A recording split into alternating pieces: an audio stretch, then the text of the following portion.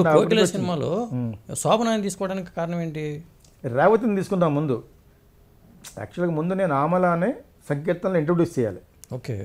ఆమల ఒక బెంగాలీకి ఒక ఐరిష్ లేడీకి పుట్టింది. Okay okay. మెడ్రాస్లో ఒక తమిళోడు ఇంట్లో ఉండేది, వాడు సురేష్ అంటే ఒక వేస్ట్ చేద్దాం వాడు. ఓకే. వాడు ఇంట్లో ఉండేది. మేము హీరోయిన్ వెతుక్కుంటూ వెళ్తూ ఈ అమ్మాయి మైథిలియన్ కాదలే అనే సినిమాలో టీ రాజన్ సినిమాలో యాక్ట్ చేస్తుంది అమల గారు. అమల. అప్పుడు అతను ఒక చండశాసనుడు, అతను చెప్పకుండా వెళ్తే ఖర్చేస్తాడు. ఓకే. టీ రాజేందర్. ఆ టీ రాజేందర్కి వెళ్ళి ముందుగా సార్ ఇలా నేను సినిమా డైరెక్టర్ అయ్యాను, విశ్వనాథ్ గారు పనిచేశాను అంటే, oh you want heroine go, there are 2 heroines in my film not 1 అన్నమాట. ఒక అమ్మాయి సంగీతం, ఇంకొక అమల అని. ఇద్దరు అడ్రస్ ఇచ్చి ఆయనకే చెప్పాం కదా, ఆయనే బాధ్యత తీసుకుని పంపించండి నన్ను. ఓకే.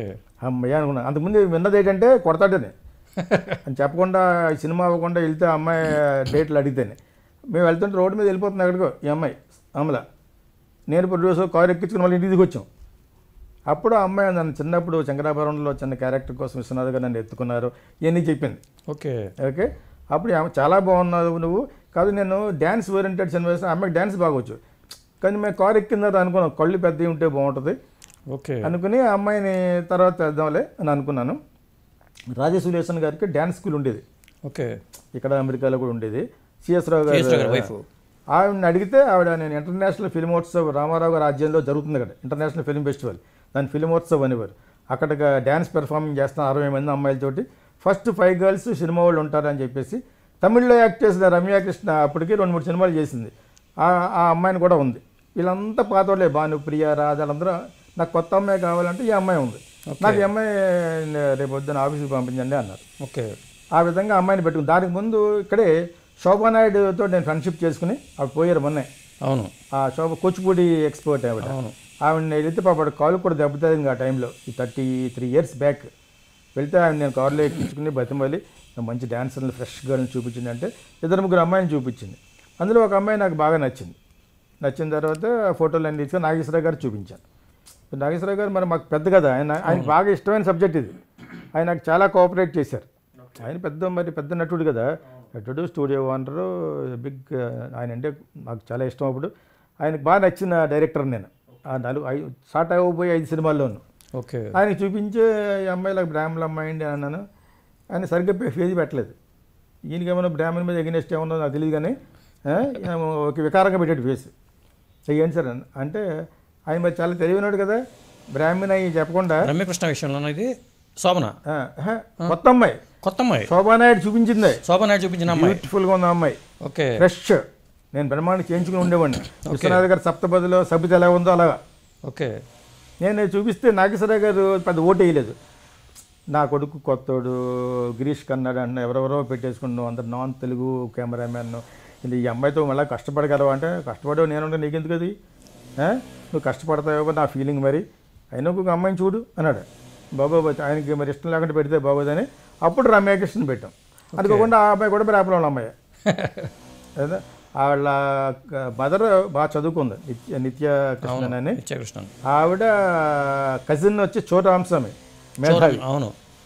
అతను మంచి ఫ్యామిలీ వాళ్ళది, Ramya Krishna family. So very good Iyengar family. So తర్వాత ఇవ్వకపోవడం కారణం మరి సంకీర్తన ఆడలేదు కదా, దాని గురించి నేను ఇప్పుడు ఇవ్వలేకపోయాను. లేకపోతే is a very beautiful girl అంతే.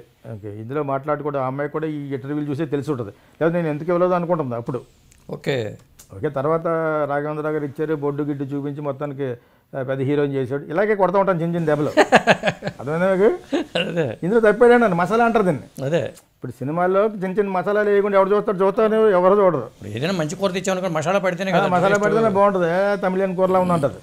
అలా రొయ్యల కూరలో కూడా మసాలా వేయరు.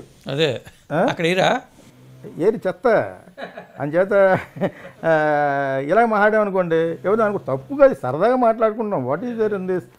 చాలామంది దాన్ని చెవకలు పోకలు పిలుస్తారు. నాకు ఏ క్యాస్ట్ మీద లేదు, ఏ రిలీజన్ మీద. I respect everybody. అండ్ మా వాళ్ళు నా రిలేటివ్స్ సర్కిల్లో నా కజిన్స్ అందరూ అన్ని క్యాస్ట్లో పెళ్లి చేసుకున్నారు. నేను బ్రాహ్మణమ్మని చేస్తున్నాను. For your kind information. Love మ్యారేజా? మల్లికార్జున అందరికీ తెలుసు.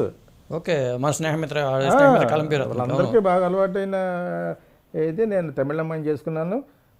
దాని తర్వాత మళ్ళీ ఐ డోంట్ హ్యావ్ ఎనీథింగ్. ఒకసారి మీరు ఈ లవ్ ట్రాక్ అసలు ఎలా జరిగింది మీది? లవ్ ట్రాక్ నేను వాళ్ళ ఇంట్లో అద్దెకుండేవాడిని. తిన్న ఇంటి వాసాలు లెక్క పెట్టాను అనమాట నేను. వాళ్ళ ఇంటికి పెడితే ఇప్పుడు నేను నా మీద నేను జోకేస్తున్నాను, తప్పేటండి నన్ను. అంతే, వాసాలు ఏం లెక్క పెట్టలేదు, వాళ్ళే వచ్చి అడిగారు నన్ను.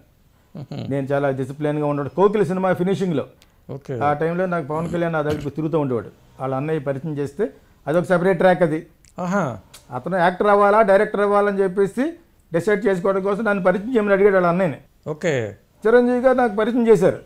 అప్పటికి మొబైల్స్ దాకా ఎవరో మేనేజర్తో గౌరవ పెట్టారు. ఏంటంటే లేదు నీ సంకీర్తన ఇష్టం, నువ్వు ఒక యాడ్ ఒకటి వేసావు అనమాట ఇది కోకిలికి. ఆ రోజులో ఇంకా ఇన్విటేషన్లు పంపిస్తున్నాం.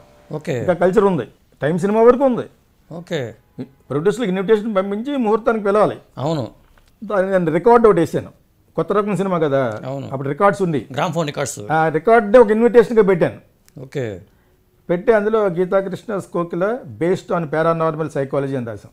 ఓకే, పారానార్మల్ సైకాలజీ అంటే అప్పుడు చాలా మందికి తెలియదు. 98%కి మనకుండే సినిమా ఇండస్ట్రీలో ఉన్న జ్ఞానం అజ్ఞానం ఉందో నాకు తెలుసు, మీకు దేశం తెలియదు, వాళ్ళకి తెలియదు. ఇలాగంటే తప్పేడు అన్నాను. కరెక్టే, ఉన్నమాట అంటే ఉలికెందుకు బాబు, అదే తెలిసినట్టు ఫోజు కొట్టడం అంటే. మా విశ్వనాథ్ గారి దగ్గర ఒకడు ఉండేవాడు, అసిస్టెంట్, పేరెందుకులేండి, మన దగ్గర నెత్తి మనకి చెప్పి చూడాడు. దాన్ని ఇలాగంటారు కదా అని కూడా అలా కాదండి ఇలాగంటారు అన్నాం అనుకో, నేను నేను నేను నేను దగ్గర చెప్పాను అంటాడనమాట. అంటామన్నమాట. ఎవరండి ఆయన? ఎందుకు లేండి చెప్ప పాప వాడే మంచివాడే చెప్తున్నాను. యాక్చువల్గా మన దగ్గర నేర్చుకుని మనకే అమ్మేయడం అంటే ఇదే. అదే, సో ఇటువంటి వాళ్ళే ఎక్కువ ఉంటారు సినిమా ఫీల్డ్.